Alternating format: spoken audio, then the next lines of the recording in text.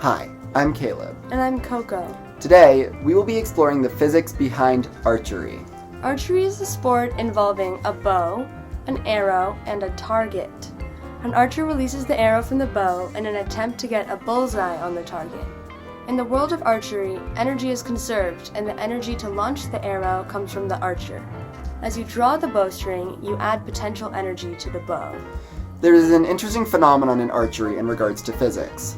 When the arrow is released from the bow, either to the left or the right, its trajectory will follow a different path than what's expected. This is called the archer's paradox. So, for instance, if I were to launch the arrow to the left, it would veer to the right, like so.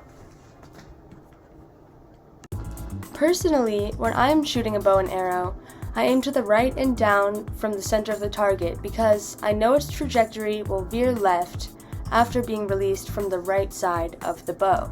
When one draws back the bowstring to release the arrow, the person uses their muscles to exert a force on the string that bends the limbs of the bow.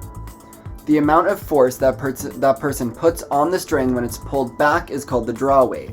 The spring energy is now potential energy that will be converted into launching the arrow. This is where a concept called Hooke's law comes into play. Hooke's law states that the draw weight is proportional to the draw length. The further you pull the limbs of the bow back, the more you increase the force, which increases in turn the amount of potential energy stored. As an archer releases the arrow, the string slides off their finger and moves slightly to the left.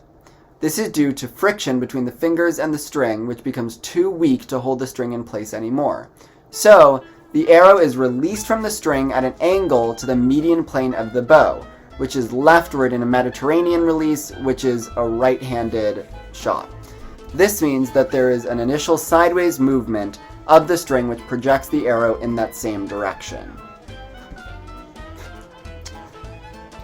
At this point, the arrow is still in contact with the bow.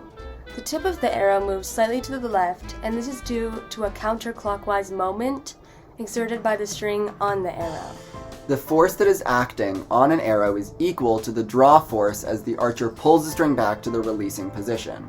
This force can range from about 30 to 50 pounds, which is a lot larger than the mass of a small arrow.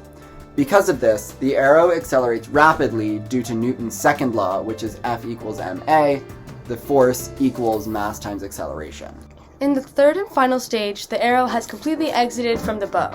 The arrow is now moving straight towards the target and continues oscillating until reaching the target when it stops oscillating. We have been using the right-handed Mediterranean pull to discuss, but it is important to note that a left-handed archer's physics exactly mirror the physics of their right-handed counterparts. And to clarify, oscillating is when an object like the arrow is moving and rotating while it's moving like this. Here I am now with a real bow and arrow, and it's important to note that this arrow is very light and it has the fletchings to make sure that the counterclockwise oscillation doesn't throw the arrow off balance. So when attaching the arrow to the string, the draw force is going to have a much heavier mass than the light arrow. It's going to be equal to about 30 to 50 pounds. And then it will accelerate and oscillate and then release. So, serving 9. Okay, so I'm not very good at archery, but you can tell that when I'm aiming for a bullseye, I'm not gonna aim it right at the target because of the archer's paradox.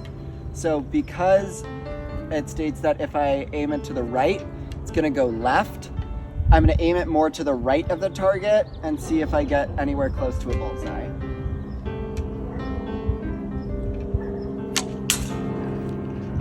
Okay, so it went through the fence, but basically I aimed it to the right.